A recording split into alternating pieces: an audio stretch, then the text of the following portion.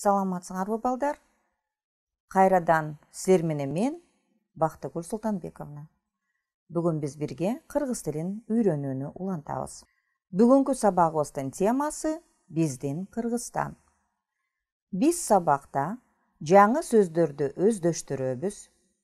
Кыргызстан жөнүндө кыскача маалымат алабыз. Өлкөбүздүн символикалары менен таанышабыз.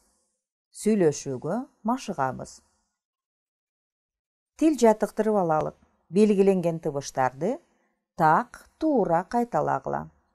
У, ң, к, г, ж, ү, ö.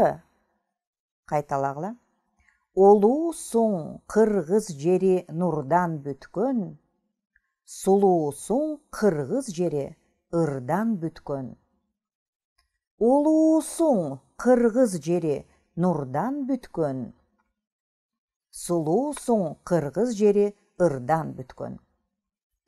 Биз өткөн сабакта дүйнө жүзүнө белгилүү кыргыз жазуучусу Чыңгыз Айтматов жөнүндө сүйлөшкөнбүз жана анын балдарга арналган чыгармалары менен таанышканбыз.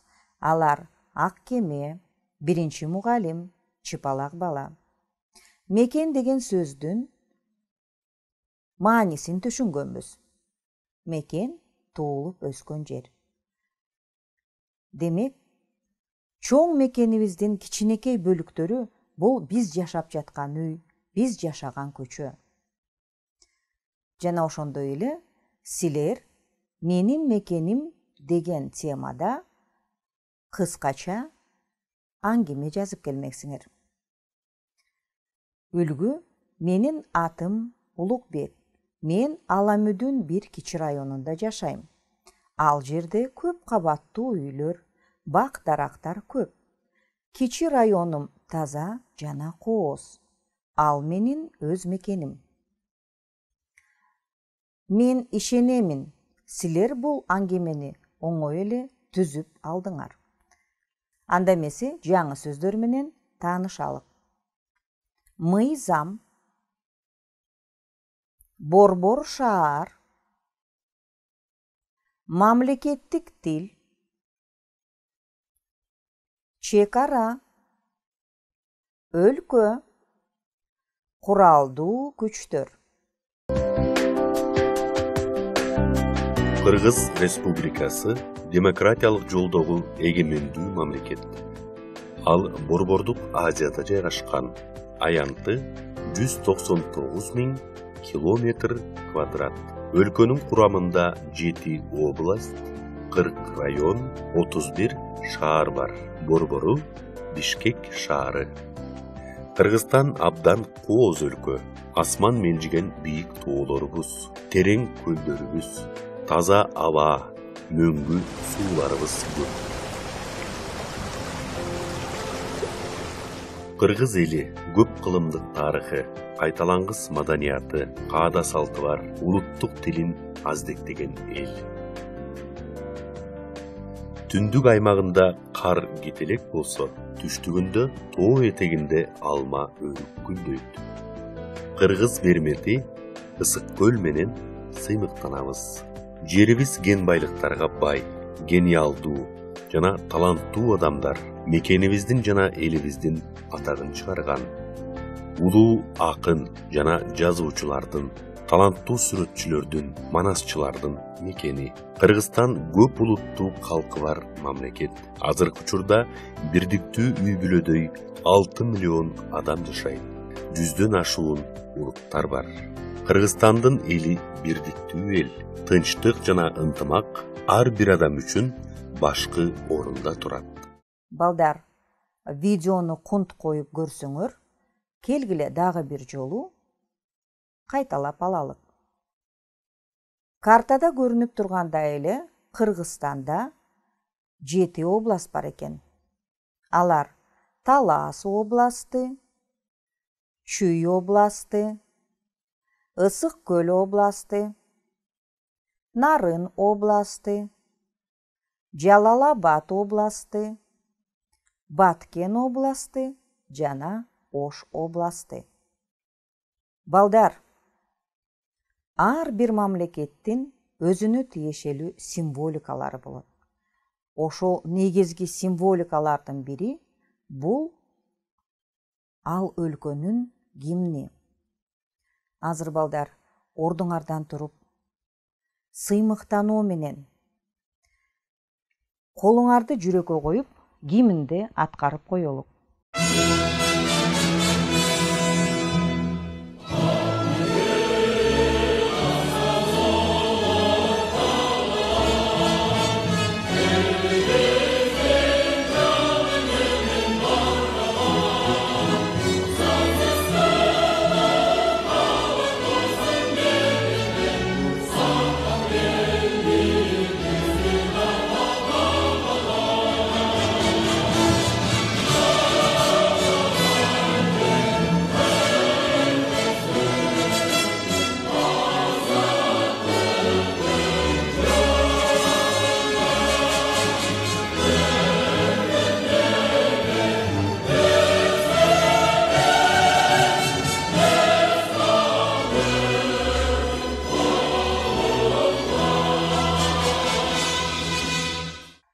Балдар, Кыргызстандын символикалары бул биз аткарган гимн, Кыргыз Республикасынын туусу жана Кыргыз Республикасынын герби. Кыргызстандын мыйзамы, мамлекеттик тили, борбор шаары, чек арасы бар. Картадан карасаңар балдар, демек Кыргызстан, Казакстан, Кытай, Тажикстан, Өзбекстан менен чектешип турат экен. Ошол чек араны кайтарган, элдин бейпилдигин сактаган куралдуу күчтөрү да бар. Келгиле, эми текст менен иштейлик. Кыргызстанда 7 област бар. Алар Чүй, Ош, Жалал-Абад, Ысык көл, Талас, Нарын, Баткен. Кыргызстандын мыйзамы, борбор шаары, армиясы, туусу, герби, гимни, мамлекеттик тили жана чек арасы бар. Ар бир мамлекеттин туусу, герби, гимни болот. Балдар, өз алдыңарча дагы бир жолу кунт коюп текстти окуп чыккыла. Эске тутуп калууга аракеттенгиле.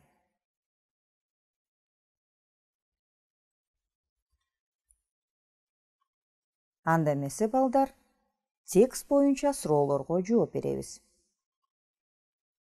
Кыргызстанда канча област бар? Кыргызстанда канча област бар?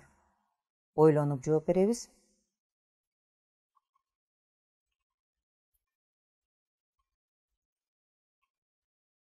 Туура, Кыргызстанда 7 област бар. Алар кайсылар? Алар Чүй, Ош, Жалал-Абад, Ысык көл, Талас, Нарын, Баткен. Кыргызстандын эмнелери бар? Кыргызстандын мыйзамы, борбор шаары, армиясы, туусу, герби, гимни, мамлекеттик тили жана чек арасы бар. Азаматсыңар балдар, кийинки тапшырмага көңүл бөлөбүз. Жакшылап ойлонуп, ой жүгүртүүгө аракет кылып көрөлүк. Бурана мунарасы кайсы областта жайгашкан? Баткен областында, Ысык көл областында, Чүй областында. Ойлонобуз.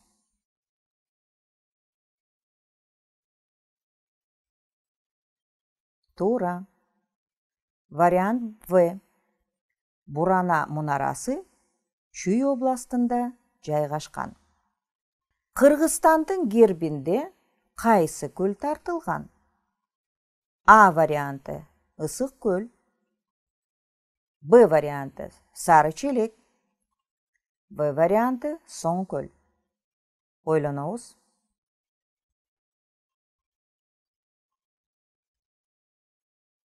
Туура. Вариант А Ысык көл көлү тартылган.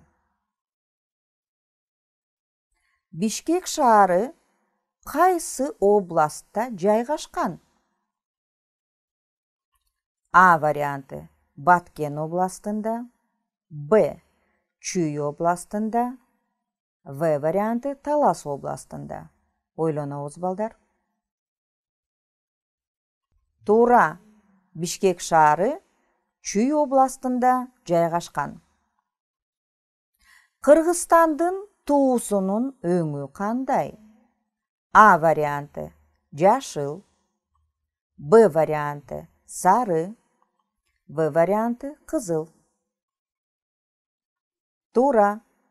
В варианты кызыл. Кыргызстандын туусунун өңү кызыл.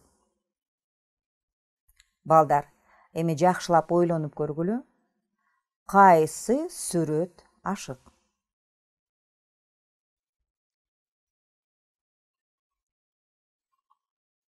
Азаматсыңар. Демек, бул сүрөттө Кыргыз Республикасынын символикалары тартылган. Демек, ашыкча сүрөт бул башка өлкөнүн герби. Ойлонуп көргүлө. Бул тууда эмне жетишпейт? Бул биздин туубуз Кыргыз Республикасынын туусу. Ойлонобуз. Азаматсыңар. Туура. Бул тууда түндүк жетишпейт.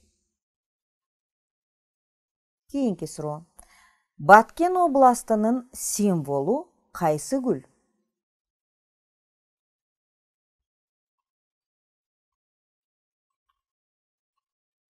Туура балдар. Баткен областынын символу бул айгүл гүлү. Дагы бир жолу жакшылап көңүл бургула. Кайсы сүрөт ашык?